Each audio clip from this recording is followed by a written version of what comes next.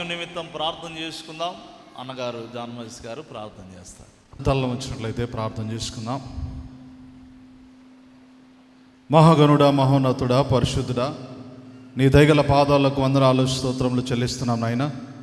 ఉదయకాల సమయంలో తండ్రి మా మధ్యలో సంచరిస్తున్న దేవానికి స్తోత్రము చెల్లిస్తున్నాం. ఇప్పటి వరకు పాటల ద్వారా, ప్రార్థన మరియు ఆరాధన ద్వారా నేను స్తుతించుంటున్నాం తండ్రి. నీకు వందనాలు. నీ పరలోకపు స్వరమును దేవా, మీ పరిశుద్ధ ఆత్మ ద్వారా నీ దాసుని మీరు ఎత్తిపట్టుకొని నీ బూరక శబ్దముగా వాడుకొని మాకు వినిపించమని, వినగలిగే చెవులు, గ్రహించే మనస్సు, హృదయం మాకు దయచేయమని దేవా, నీ సన్నిధిలో భయముతో భక్తితో నీ వాక్యం వినుటకు మీరు కృప చూపమని యేసు నామములో అడుగుచున్నాము తండ్రి, ఆమేన్. దేవునికి స్తోత్రం. హల్లెలూయా. సంతోషంగా చెప్దాం హల్లెలూయా. ఈరోజు మనం ధ్యానించే అంశం ఏంటంటే, చెప్పుము అని దేవుడు కొన్ని చోట్ల అన్నాడు. చెప్పుము. మీరు బాగా ఒక మాట అర్థం చేసుకొని మనం వాక్యంలోకి వెళ్ళాలి. ఇప్పుడు సీఎం నుంచి ఆదేశాలు వచ్చాయి అంటారు. అక్కడి నుంచి ఆదేశాలు వచ్చాయంటే ఆ మాటలు చాలా అవసరమైనవి అయితేనే అక్కడ సీఎం దగ్గర నుంచి వస్తాయి. మామూలు విషయాలైతే ఎమ్మెల్యేలు చూసుకుంటారు, స్థానిక కార్పొరేటర్లు చూసుకుంటారు, స్థానిక అధికారులు చూసుకుంటారు. కానీ ఆదేశాలు సీఎం గారి దగ్గర నుంచి వచ్చాయంటే అది చాలా ముఖ్యమైన విషయంగా, చాలా సీరియస్ మ్యాటర్గా, లేదా చాలా విలువైన విషయముగా పరిగణిస్తారు. కొన్ని విషయాల్లో దేవుడు చెప్పుము అని దైవజనులను ఆయన ఆదేశించాడు, లేదా వారికి బాధ్యత అప్పగించాడు. అలా చెప్పినటువంటి విషయాలు చిన్న విషయాలు కాదు, చాలా ముఖ్యమైన విషయాలు. చిన్న చిన్న విషయాలైతే దైవజనుడే చెప్పేస్తాడు. దేవుడు పని కట్టుకొని వచ్చి, ఇదిగో నువ్వు చెప్పుము మోషే, నువ్వు చెప్పుము అని చెప్పి దేవుడు పని కట్టుకొని వచ్చి చెప్పాల్సిన అవసరము ఉండేది కాదు. ఈరోజు మనం ధ్యానించే అంశం అదే. ఒకసారి పరిశుద్ధ గ్రంథములో ముందుగా మీకు తెలిసిన వచనం నేను చూపిస్తాను, ఆ తర్వాత మనం కొంచెం లోతుగా ముందుకు వెళ్దాం. తిమోతికి రాసిన 2వ పత్రిక 4వ అధ్యాయము 2వ వచనాన్ని ఒకసారి మీరు గమనించండి, బలపడండి. వాక్యమును ప్రకటించుము, సమయమందు అసమయమందు ప్రయాసపడుము, సంపూర్ణమైన దీర్ఘశాంతముతో ఉపదేశించుచు ఖండించుము, గద్దించుము.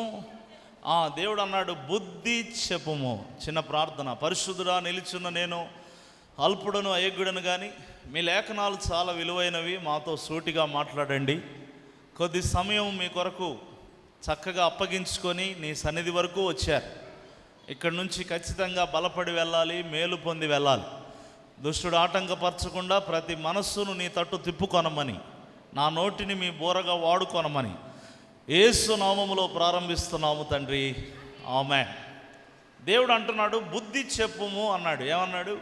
బుద్ధి చెప్పాలి. దైవజనులకు దేవుడిచ్చిన బలమైన బాధ్యత బుద్ధి చెప్పడమే. దయచేసి గమనించండి. అది కొన్నిసార్లు ఖండిస్తూ చెప్పాల్సి వస్తుంది, కొన్నిసార్లు గద్దిస్తూ చెప్పాల్సి వస్తుంది, కొన్నిసార్లు దీర్ఘశాంతముతో చెప్పాల్సి వస్తుంది, కొన్నిసార్లు ఏడుస్తూ కూడా చెప్పాల్సి వస్తుంది. మీరు గమనించండి. కొన్నిసార్లు మరి చాలా సహనంతో చెప్పాల్సి వస్తుంది. దేవుని బోధకులు లేదా దేవుని యందు భయభక్తులు గల వారికి దేవుడిచ్చిన అద్భుతమైనటువంటి ఒక బాధ్యత ఏంటంటే బుద్ధి చెప్పడం. బుద్ధి చెప్పడం. ఆ బుద్ధి చెప్పేటప్పుడు ఈ మధ్య కాలంలోనే కాదు, మొదటి నుంచి కూడా మనుషులు ఎలాగుంటారంటే, మాకెందుకు వచ్చిందిలే అని చూసి చూడనట్టుగా వదిలేసేయడం. ఏమండి, ఎహెజ్కేలు గ్రంథం 2వ అధ్యాయంలో ఏమని ఉంటుందంటే, మీరు తర్వాత చదువుకోండి. ఒక దుర్మార్గుడు తన దుర్మార్గతను బట్టి నశించిపోకుండా ఉండునట్లు అతని పక్షంగా నీవే ఉత్తరవాదివి, అతన్ని హెచ్చరించాలి, అతన్ని చెప్పాలి, బుద్ధి చెప్పాలి, అది కూడా యోగ్యమైన రీతిలో చెప్పాలి అని దేవుడు అన్నాడు. బుద్ధి చెప్పుము అని దేవుడు అన్నాడు. అందుకే దైవజనులు నిజమైన సేవకులైతే, నేనేమైనా బుద్ధి చెప్తే వీళ్ళు నా చర్చికి వస్తారో రారో, నేనేమైనా బుద్ధి చెప్తే వీళ్ళు ఈ కానుకలు ఇస్తారో ఇయ్యరో, నేనేమైనా బుద్ధి చెప్తే వీళ్ళు నాకు శత్రువులు అయిపోతారేమో, నేనేమైనా బుద్ధి చెప్తే నాకున్న ఆ యొక్క మంచి పేరు పోతుందేమో అని కొంతమంది మనుషుల మెప్పు కోసం సౌలు లాంటి వాళ్ళు, రాజైన సౌలు మనుషుల మెప్పు కోసం దేవుని అభిషేకాన్ని కోల్పోయాడు. బుద్ధి చెప్పమంటే చెప్పకుండా ఉండేటువంటి దైవ సేవకులు కొంతమంది ఉన్నారు. అలా ఉండకూడదని కొన్నిసార్లు బుద్ధి చెప్పాల్సిన పరిస్థితి వచ్చినప్పుడు చాలా ప్రమాదాలు దైవజనులకు ఎదురయ్యాయి. ఏలియా లాంటి దైవజనునికి గమనించండి, యెజబేలు లాంటి శత్రువులు తయారయ్యారు. అంతేకాదు మరి దైవజనులకు యెరోబాము లాంటి శత్రువులు తయారయ్యారు. ఇలాగ ఎన్నో పరిస్థితులు మనం బైబిల్ గ్రంథంలో చూస్తాం. అయినప్పటికీ కూడా అక్కడ చావు ఎదురవుతుందని తెలిసిన బుద్ధి చెప్పడానికి దైవజనులను దేవుడు ఫలానా చోటికి పంపిస్తే వాళ్ళు వెళ్ళి బుద్ధి చెప్పి వచ్చారు. గట్టిగా చప్పట్లు కొడుతూ దేవుని స్తుతిద్దాం. హల్లెలూయా. నేను ఇప్పుడు వాక్య సందేశంలోకి వెళ్తున్నాను, అందరికి జాగ్రత్తగా వినండి. పరిశుద్ధ గ్రంథంలో నుంచి రాజుల 2వ గ్రంథం 8వ అధ్యాయము 9-10 వచనాలు మీరు చూడండి.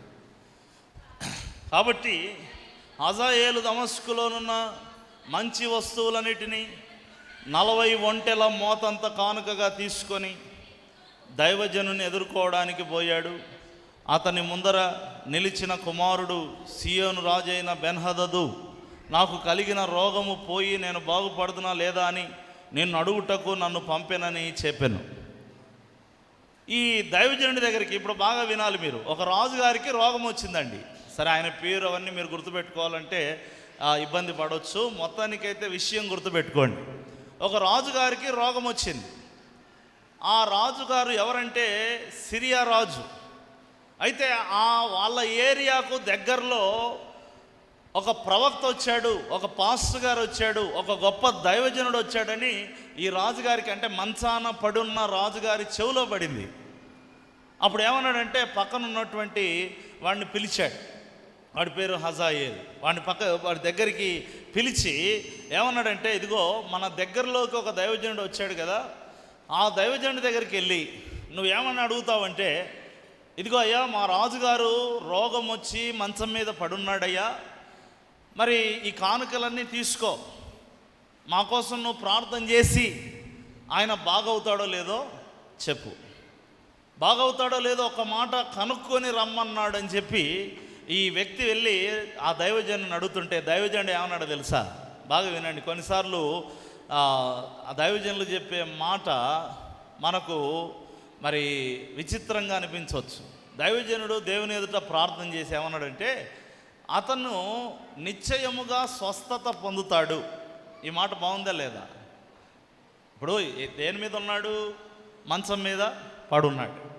ఇప్పుడు దైవజనుడు చెప్తున్న మాట ఏంటంటే, అతడు నిశ్చయముగా స్వస్థత పొందుతాడు కానీ చచ్చిపోతాడు.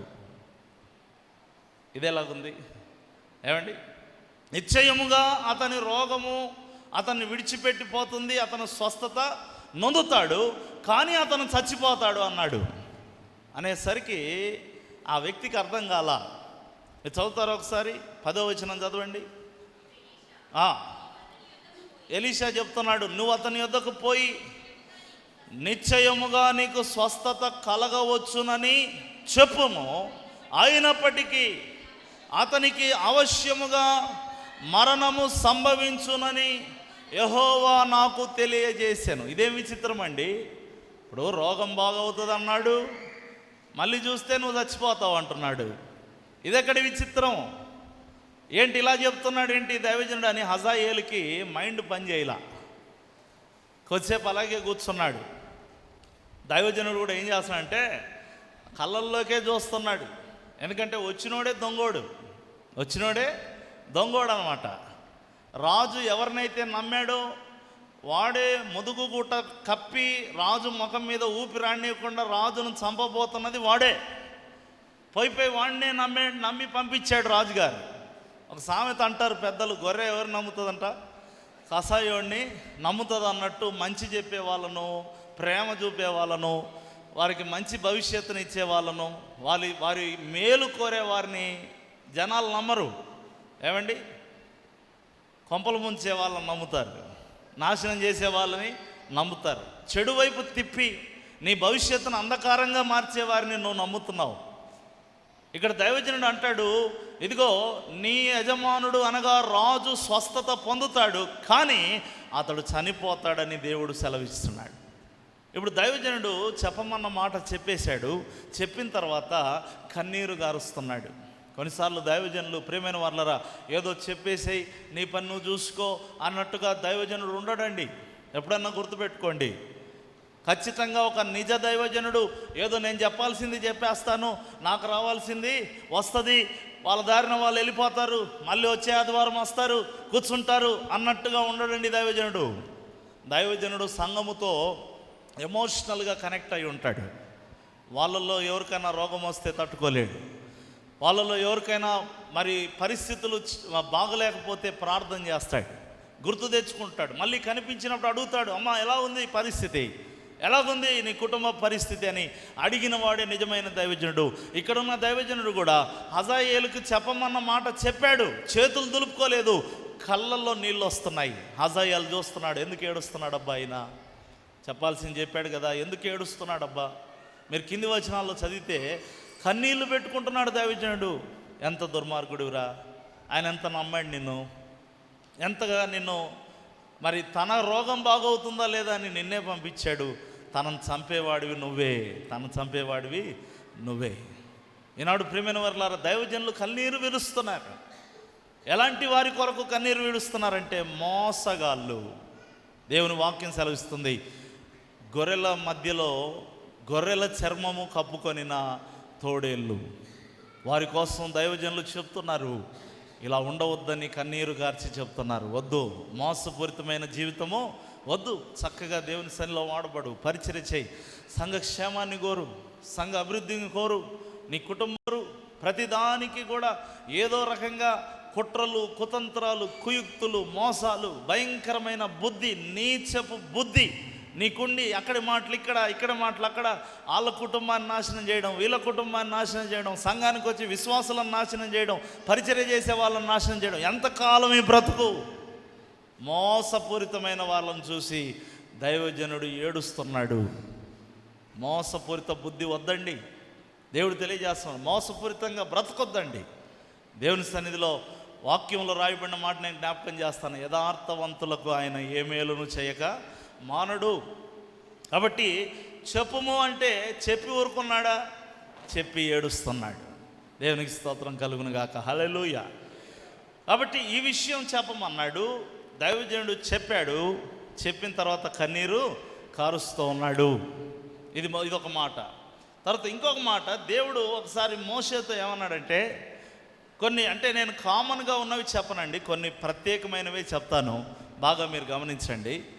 ఇశ్రాయేలీయులు దేవుని ప్రజలా కాదా? మీరందరూ చెప్పాలి. ఇశ్రాయేలీలు ఎవరు? దేవుని ప్రజలు. కానీ ఇశ్రాయేలీలతో మోషేని ఏమని చెప్పమన్నాడు తెలుసా? నేను వారికి దేవుడనై ఉన్నానని చెప్పన్నాడు. ఇదేం విచిత్రం ప్రభా, నువ్వు ఆల్రెడీ వాళ్ళ దేవుడివి, వాళ్ళు ఆల్రెడీ నీ ప్రజలు, ఇప్పుడు మళ్ళీ పోయి నేనేం చెప్పాలా? యెహోవా మీకు దేవుడై ఉన్నాడని ఆయన మీతో. కొన్నిసార్లు ఎట్లా ఉంటుందంటే పరిస్థితి, పక్కనోళ్ళు తిట్టి చెప్పాలి, రే మీ నాన్నరా, మీ నాన్న ఏం మాట్లాడుతున్నావు, మీ అమ్మరా ఏం మాట్లాడుతున్నావు అంటే, ఆమె అమ్మని వాడికి తెలీదా? అతను నాన్నని వాడికి తెలీదా? ఎందుకు చెప్పాలి పక్కనున్నోళ్ళు? వాడు మతి తప్పి ప్రవర్తిస్తున్నాడు, గతి తప్పి ప్రవర్తిస్తున్నాడు. కాబట్టి పక్కన ఒకరు వచ్చి గుర్తు చేస్తారు, మీ నాన్న అక్కడ ఉన్నది మీ నాన్న అని గుర్తు చేస్తున్నాడు. గట్టిగా చప్పట్లు కొడుతూ దేవుని హల్లెలూయా.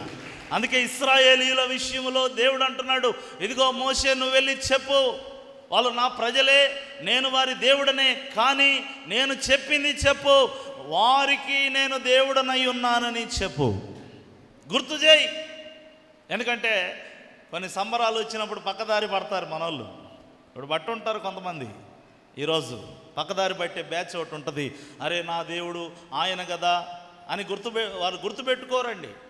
ప్రియమైన వాళ్ళారా, దేవుడు తెలియజేస్తూ ఉన్నాడు. మీరు చదవండి, లేవియాకాండం 18వ అధ్యాయము 2వ వచనం. నేను మీ దేవుడైన యెహోవానని నీవు ఎవరితో చెప్పాలి? ఇదేం విచిత్రం అండి. ఇశ్రాయేలీలతో వెళ్ళి చెప్పాలా? ఆయన మా దేవుడని ఇశ్రాయేలీలకు తెలీదా? తెలుసు, కానీ వారు తప్పు త్రోవ పడతారు. ఈరోజు ఒక యవనస్తుడు నాకు మంచి సాక్ష్యం ఇస్తున్నాడు ఇందాక ఇక్కడికి వచ్చే ముందు. అన్నా, నేను సెల్ ఫోన్ ఆఫ్ చేసి పెట్టుకున్నానన్నా అన్నాడు. ఎందుకు ఆఫ్ చేసి పెట్టుకున్నావురా అంటే, నా స్నేహితులు మొండికేసి నన్ను లాక్కెళ్తారు. నేను ఏ విషయంలో అయినా స్నేహానికి ప్రేమ చూపుతాను, కానీ నా దేవుణ్ణి వదిలేసి నేను పక్కకి వెళ్ళను అన్నాడు. గట్టిగా చప్పట్లు కొడుతూ దేవుని హల్లెలూయా. దయచేసి గమనించి, ఆ యవనస్తుడు ఏదో భక్తి గలవాడని నేను చెప్పను, కానీ దేవుని విషయంలో ఒక తీర్మానము తీసుకున్నాడు. నీవు కూడా నేను తప్ప వేరొక దేవుడు నీకు ఉండకూడదు. అవునా కదా? ఉండొచ్చా? దేవుని స్తోత్రం, హల్లెలూయా.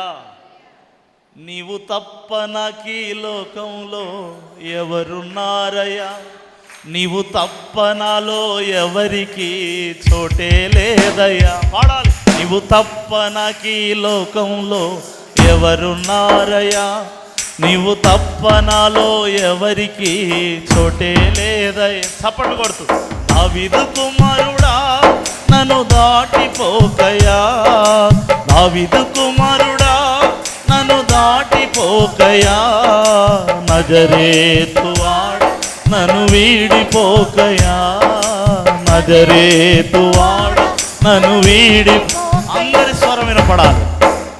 నీవు తప్ప నాకీ లోకంలో ఎవరున్నారయ్యా, నీవు తప్ప నాలో ఎవరికి చోటే లేదయ్యా.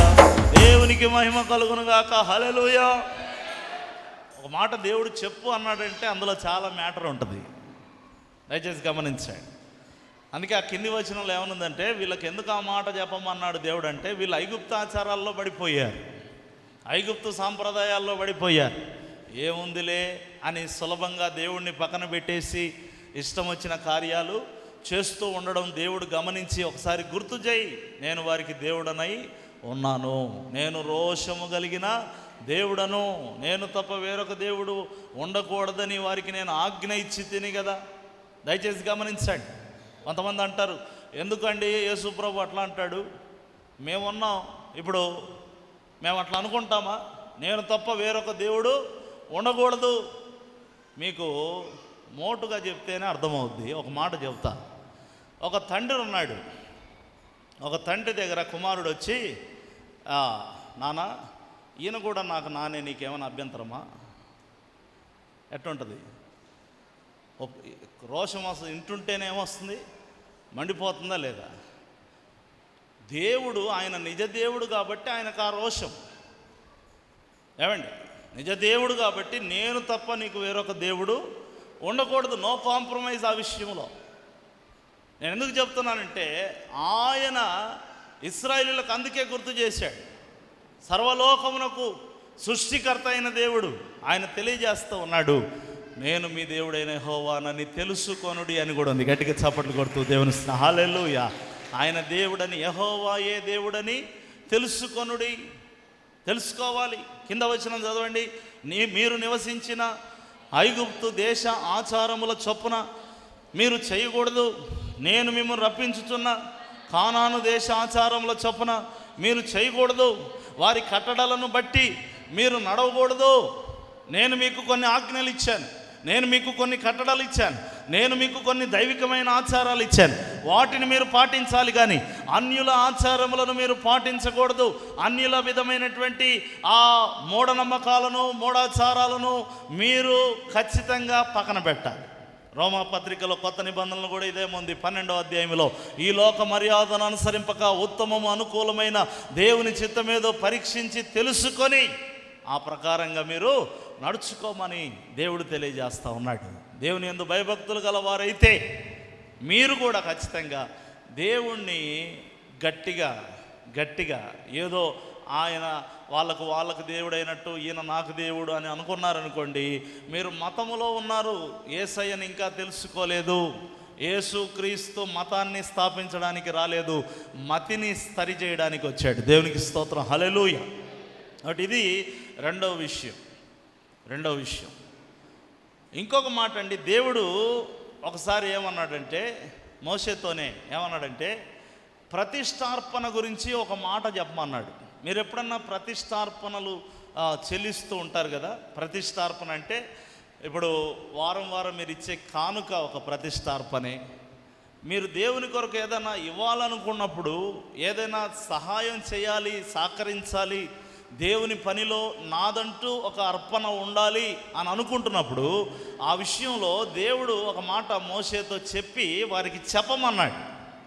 దయచేసి గమనించండి, ఆ మాట ఏంటో ఒకసారి మీరు చదవండి. లేవియా కాండము 19వ అధ్యాయము మొదటి వచనం చూడండి, మొదటి 2 వచనాలు చూడండి.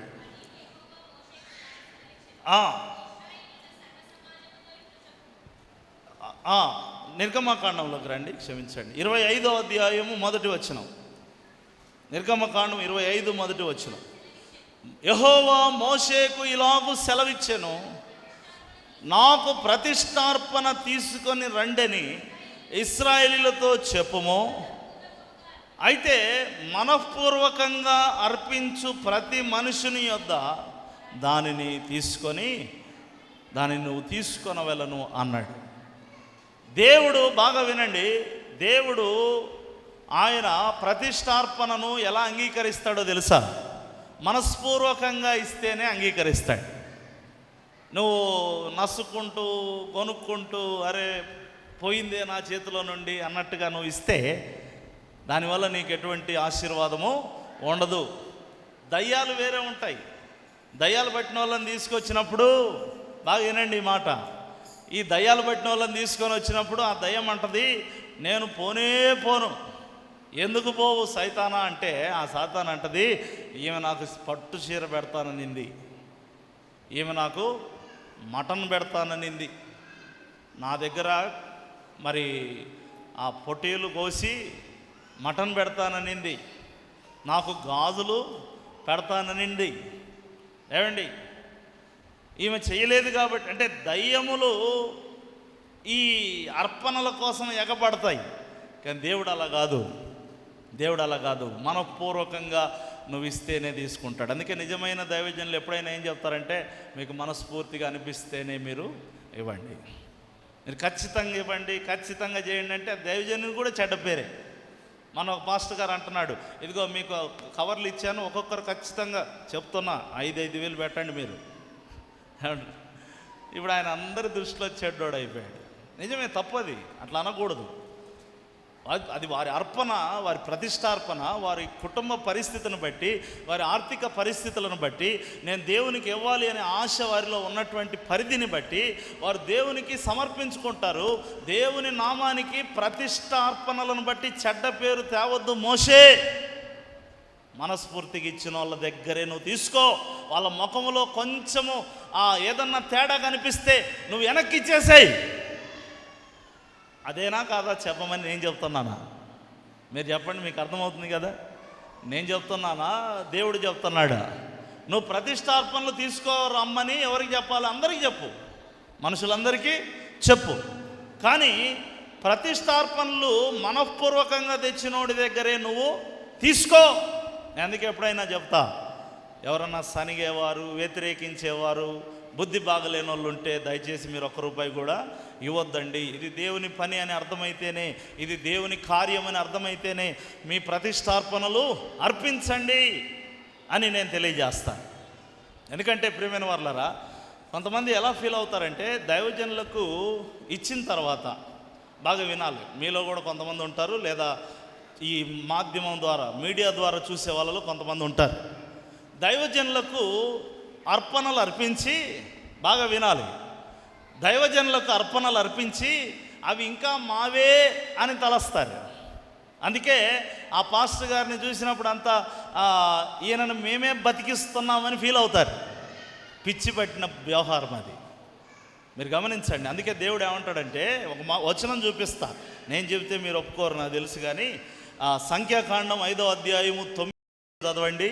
సంఖ్యాకాండం 5:9 ఏమని రాయబడిందంటే, ఇశ్రాయేలీయులు యాజకునికి తెచ్చు ప్రతిష్ఠితమైన వాటన్నిటిలో ప్రతిష్ఠించబడిన ప్రతి వస్తువు యాజకుని వగును, ఎవడైనను ప్రతిష్ఠించినవి అతని వగును.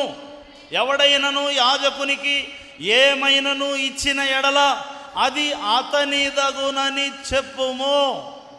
అర్థమైందా? అతను దేవుని ఎదుట పాపాన్ని మూట కట్టుకుంటాడా, ఆశీర్వాదాన్ని మూట కట్టుకుంటాడా అనవసరం. మీ డ్యూటీ మీరు చేశారు. ఆయన మీటింగ్ అన్నాడు, నువ్వు కానుక ఇచ్చావు. ఆ కానుకని దుర్లాభంగా పక్కకు పెడితే శిక్ష ఎవరికి? అతనికి. నీకేమంత బాధ? ఏమండి, ఇక్కడ దేవుడు ఏం చెప్తున్నాడు స్పష్టంగా? నువ్వు ఇచ్చిన తర్వాత అది అతనిది, అతనికి నాకు మధ్య ఉంటుంది. ఇంక అతను ఏమేం చేయాలో నేను చెబుతా, చేస్తాడు. ఇప్పుడు సపోజ్ నేను ఉన్నానండి, నవంబర్లో మనం మీటింగ్స్ పెడతాం. మీరు గమనించండి, అమ్మా మీటింగ్స్ ఉన్నాయమ్మా, మీరందరూ సహకరించండి, తలా ఇంత కానుకేసుకుందాం, మనం గొప్ప సభ జరిగిద్దాం, గొప్ప మీటింగ్ జరిగిద్దాం అని చెప్తా. మీరు చాలామంది ప్రేమ కలిగిన వారు ప్రోత్సహిస్తారు. అసలు మీటింగ్ కూడా అద్భుతంగా జరుగుతుంది. దేవుని కృపను బట్టి మీటింగ్ అద్భుతంగా జరుగుతుంది. ఇప్పుడు 1,50,000 బ్యాలెన్స్లు ఉన్నాయి కట్టేవి. హల్లెలూయా, నాకు సంబంధం లేదు ఈ హల్లెలూయా కంటారా? ఇప్పుడు ఎంత ఉంది బ్యాలెన్స్లు? 1,50,000 బ్యాలెన్స్లు ఉన్నాయి. మీటింగ్ అయిపోయిన తర్వాత అమ్మ ప్రార్థన చేయండి అమ్మా, ఇంకా 1,50,000 పేమెంట్లు కట్టేది ఉంది, ఒక్కడు బలికితే ఒట్టు. ఇంక అయిపోయింది, మీటింగ్ అయిపోయింది, మా పని. ఇప్పుడు ఆ భారం ఎవరిది? అది.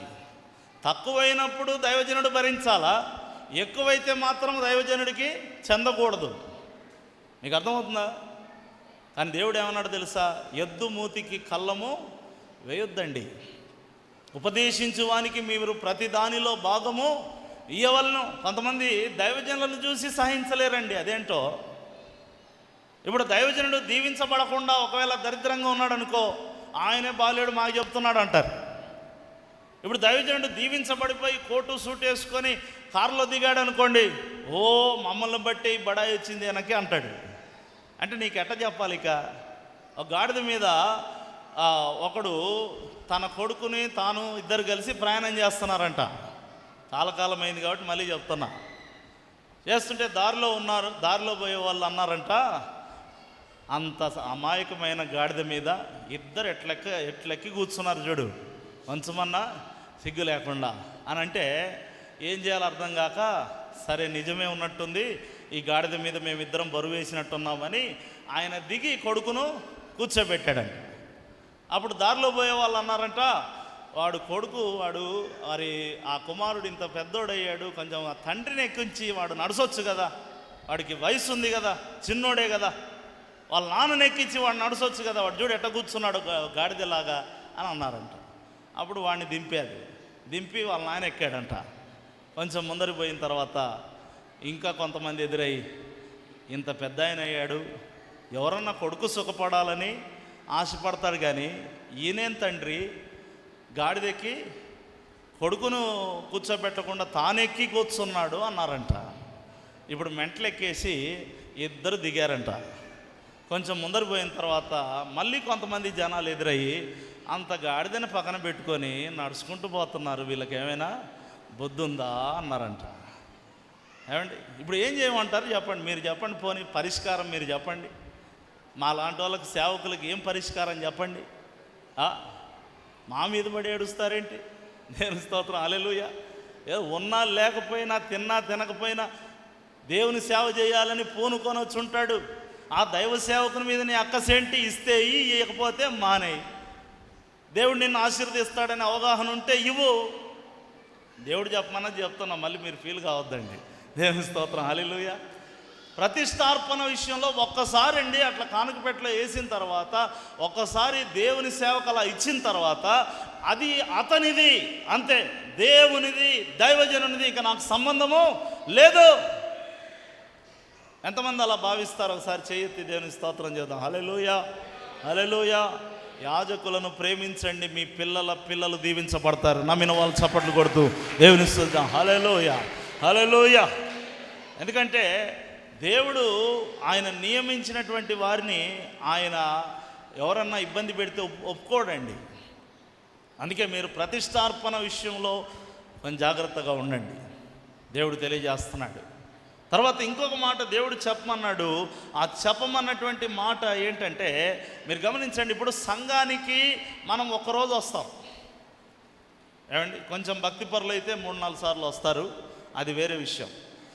అయితే మోషేతో దేవుడు ఏమన్నాడంటే, ఇదిగో మీరు పనుల్లో ఉంటారు, వ్యాపారాల్లో ఉంటారు, ఉద్యోగాల్లో ఉంటారు, ఉండండి, సంఘానికి ఒకరోజు వచ్చి కూడుకోండి.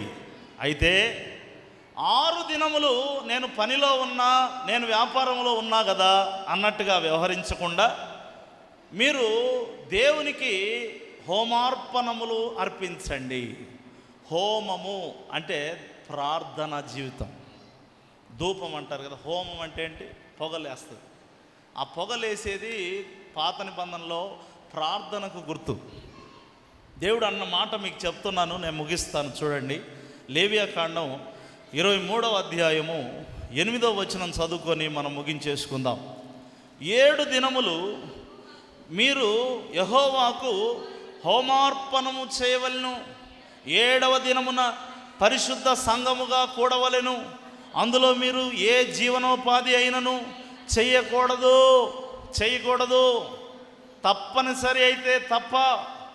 అది ఇంకా అసలు ఖచ్చితంగా ఈరోజు ఇప్పుడు సపోజు తప్పనిసరి డ్యూటీలు కొన్ని ఉంటాయి.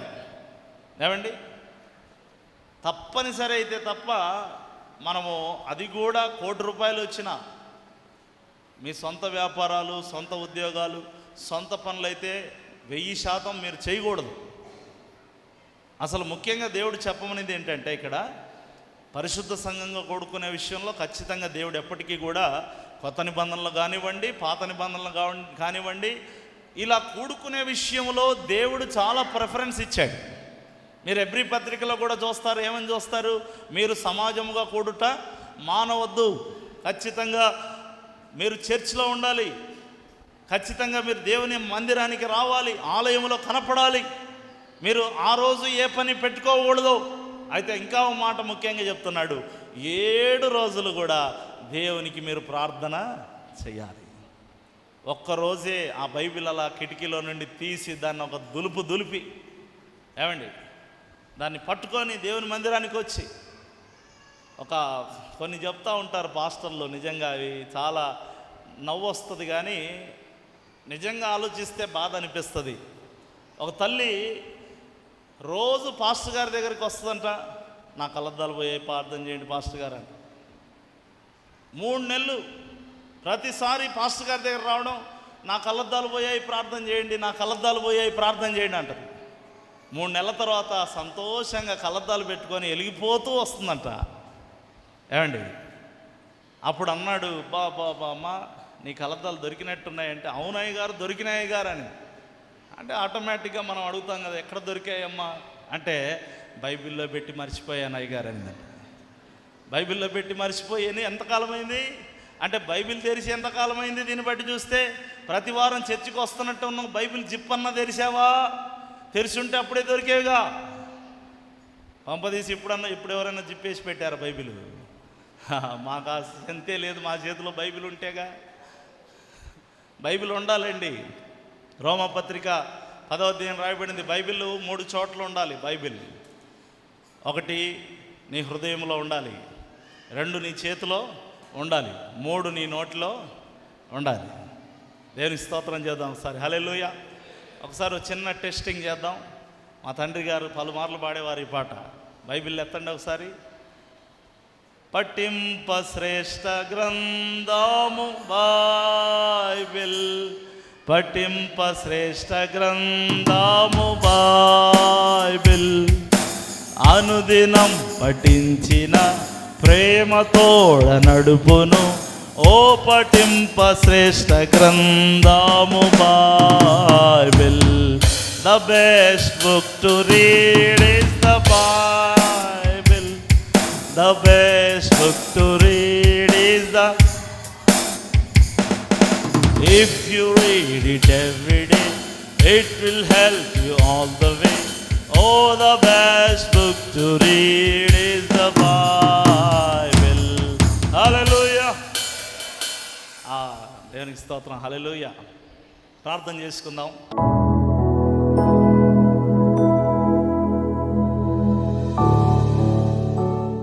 అందరూ మోకరించి ప్రార్థన చేసుకుందాం. దేవుడు మనతో చక్కని విషయాలు మాట్లాడాడు. ఆ మాటలు ఆయన చెప్పాడంటే నిజంగా అందులో చాలా విలువ ఉంటుంది. మొదట మనం విన్నాం, నీ మోసపు బుద్ధిని బయట పెట్టేలా దేవుడు మాట్లాడతాడు. అప్పుడు వెంటనే అక్కడ చూడండి, దైవజనుడు కన్నీరు గారుస్తున్నాడు, కానీ ఆ మోసగాడు ఏమాత్రం స్పందించలేదు. కొంతమంది దైవజనులు కన్నీరు గార్చి వాక్యం చెప్పినా వారు స్పందించరు, సరి చేసుకోరు. దేవుడు చెప్పమన్నప్పుడు దైవజనులు చెప్తారు తప్ప వాళ్ళకు సొంతంగా చెప్పరండి. ఈరోజు నువ్వు దేవుని సన్నిధిలోకి వచ్చి కూర్చున్నావు, దైవజనుడు ఏదైనా నీతో చెబుతున్నాడంటే ఆయన సొంత ఆలోచనతో చెప్పడండి. దేవుడు చెప్పమన్నదే చెప్తాడు, దేవుడు ప్రేరేపించిందే చెప్తాడు. దేవుడు మరి ఈ విధంగా మాట్లాడు అని తలంపుల్లో దాచిందే చెప్తాడు తప్ప తన సొంత ఆలోచనలు చెప్పడు. ఒకసారి దేవుడు చెప్పమన్న దానిపై మనసు పెట్టు. ఏ విషయంలో అయినా సరే దేవుడు చెప్పిన దాన్ని సీరియస్గా తీసుకో. ఎందుకంటే అన్నిటికంటే హై కమాండ్ ఆయన, రాజులకు రాజు, ప్రభులకు ప్రభు, ఉన్నతుడు, గొప్పవాడు, అన్ని నామముల కంటే పై నామం గలవాడు. ఆయన చెప్పిన మాటను నువ్వు స్వీకరించాలి, బలపడాలి, శక్తి పొందాలి. పరిశుద్ధుడైన మా తండ్రి, సర్వశక్తివంతుడా, నిజమే తండ్రి, మీరు చెప్పుము అని ఏదైతే దైవజనులకు చెప్పారో అవి నిజంగా చాలా ప్రత్యేకమైన విషయాలయ్యా. మీరు చెప్పారంటే అందులో చాలా లోతైన విషయాలు ఉంటాయి, ఎంతో విలువైన విషయాలు మీరు చెప్పమన్నారు. హజాయేలుతో దైవజను ద్వారా బుద్ధి చెప్పారు. దైవజనుడు కూడా కన్నీరు గారుస్తూ బుద్ధి చెప్పాడు. అయినప్పటికీ హజాయేలు మోసగాడిగానే రాజును చంపివేశాడు. తండ్రి, ఈనాడు ఎంతోమంది దైవజనులు వేదనతో చెప్పినా, బాధతో చెప్పినా, ఎంత బలంగా చెప్పినా వారి జీవితాలను మార్చుకోలేకపోతున్నారు. మీరే సహాయం చేయండి ప్రభా, కదిలించండి ప్రభా. అంతేకాకుండా మీరు చెప్పమన్నప్పుడు మోషే ప్రతిష్టార్పణ విషయంలో మనఃపూర్వకంగా తీసుకొని రమ్మని చెప్పాడు. అటువంటి వారి దగ్గరే నీవు తీసుకో అని చెప్పారు. నీకు స్తోత్రాలు చెల్లిస్తున్నాం తండ్రి. తండ్రి, మీరు చెప్పిన ప్రతి మాటను దైవ సేవకులు విశ్వాసులకు అందిస్తూ ఉన్నప్పుడు ఆ మాటలు వారు విలువైనవిగా, శ్రేష్టమైనవిగా స్వీకరించుటకు సహాయము దయచేయమని వేడుకొనుచున్నాం. ఒకరోజు సంఘంలో ఈ విధంగా కూడుకున్నప్పటికీ 7 రోజులు కూడా ప్రార్థన చేసుకోవాలి, హోమార్పణములు అర్పించాలి, దేవునికి విజ్ఞాపన చేయాలి, దేవుని నామ ధ్యానాన్ని కలిగి ఉండాలని మీ లేఖనం సెలవిస్తుంది. ప్రతి ఒక్కరు కూడా నీ యందు బలపట్టకు సహాయం చేయండి. వారమంతా వారి రాకపోకల్లో, వారి పనిపాట్లలో కృపాక్షేమములతో మీరు నడిపించండి. తిరిగి ఇంటికి వెళ్తున్నప్పుడు మీ సన్నిధి తోడుగా ఉంచండి. సంఘమంతటిని మీ దయగల ప్రణాళికకు, హస్తానికి, ఆశీర్వాదానికి అప్పగిస్తూ ఇచ్చిన కానుకలు దీవించి రేపు జయధ్వని లాంచింగ్ ఘనంగా జరిగించబోతున్నందుకు వందనాలు తండ్రి. మీరే మంచి వాతావరణం ఇచ్చి ప్రతికూలతలన్నీ తొలగించి సమృద్ధితో కార్యక్రమాన్ని నడిపించమని, ఇక్కడ చేరిన సంఘాన్ని దీవించమని యేసు నామములో పొంది ఉన్నాము తండ్రి, ఆమేన్. తండ్రి, కుమార, పరిశుద్ధాత్మ త్రియేక దేవుని దీవెన బీబీసీ మందిరములో ఘనమైన సంఘముగా ఎల్లప్పుడూ ఆశీర్వదించునుగాక. ఆమేన్, ఆమేన్. అందరికీ వందనాలు. పక్కన వాళ్ళకు కూడా